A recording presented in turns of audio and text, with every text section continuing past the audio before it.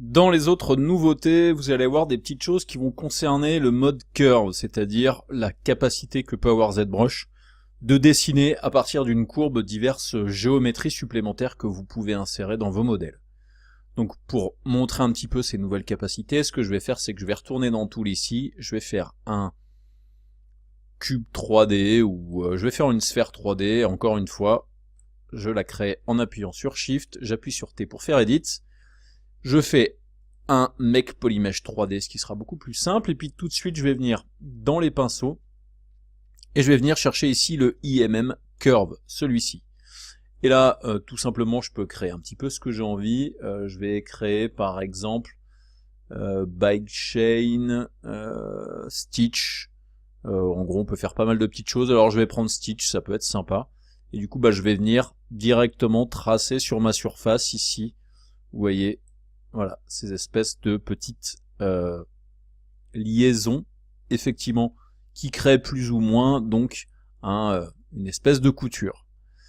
Je vous rappelle que si vous voulez, par exemple, modifier la courbe, vous pouvez venir avec votre pinceau ici directement pour le modifier.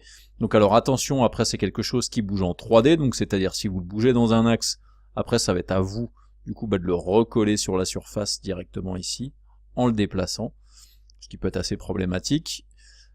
Ensuite, je vous rappelle que si vous voulez agrandir par exemple les dimensions, vous pouvez agrandir en sortant ici et en augmentant voilà, la taille du pinceau. Et si je viens ici, vous voyez, du coup on peut agrandir la dimension de la courbe. Je vais faire un petit CTRL Z, je vais faire plusieurs petits CTRL Z pour revenir en arrière.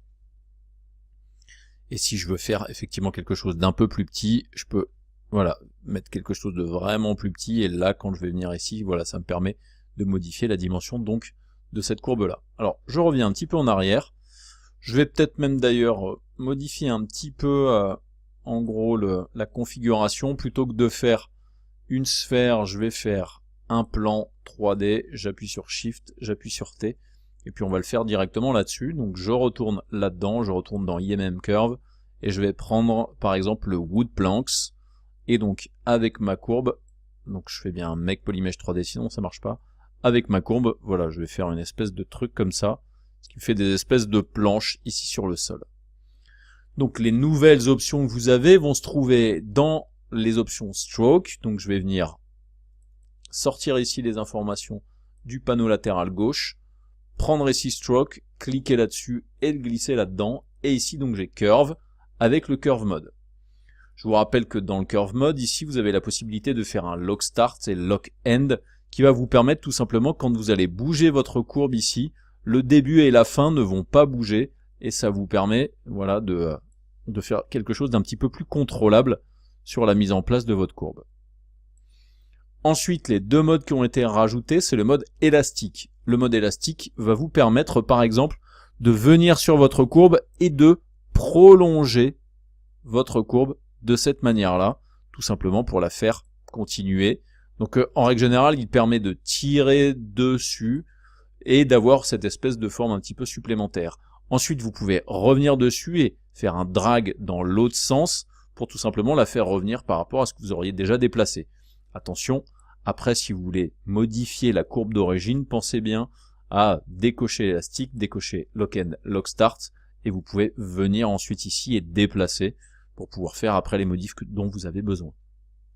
Ensuite, vous avez le mode liquide. Le mode liquide, lui, va vous permettre tout simplement de déplacer plus facilement certaines parties de votre courbe, voilà, en rendant les choses un petit peu plus simples à manipuler. Quand il n'est pas activé, par exemple, quand vous venez dessus, vous voyez, ça déplace un peu les choses de manière un petit peu abusive, ce qui n'est pas forcément pratique. Voilà, ce mode liquide, lui, effectivement, un petit peu plus intéressant à utiliser. Ensuite, petite chose qui a été rajoutée aussi dans ces modes-là, c'est si par exemple vous voulez lisser la courbe, vous pouvez venir sur votre courbe, vous faites un clic, vous appuyez sur Alt, et quand vous appuyez sur Alt après avoir fait le clic, tout en maintenant le clic, ça vous permet donc de lisser la courbe, et du coup de faire en sorte que toutes ces choses-là soient peut-être un petit peu moins perturbées que ce que l'on avait avant. Ça ne m'empêche pas de revenir dessus avec le mode liquide activé pour donc refaire cette forme-là. Donc je vous rappelle, c'est un clic quand le curseur est bleu, j'appuie sur Alt, et ensuite quand je vais appuyer, ça va lisser.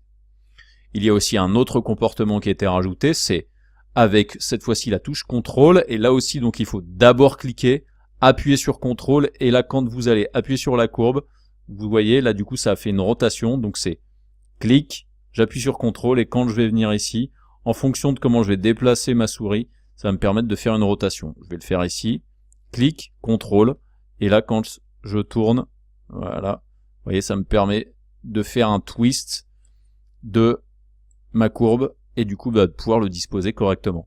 Donc par exemple, si vous avez besoin de dessiner une ceinture sur un personnage ou diverses sangles, ces deux options, donc élastique, liquide, et ensuite le clic avec Alt appuyé ou le clic avec CTRL appuyé, va vous permettre de contrôler un petit peu mieux tout ce qui se passe sur votre courbe. Voilà, c'est pas plus compliqué que ça. On a fait le tour donc de ces options de courbe qui ont été rajoutées donc dans cette version de ZBrush 2018. On passe à la suite.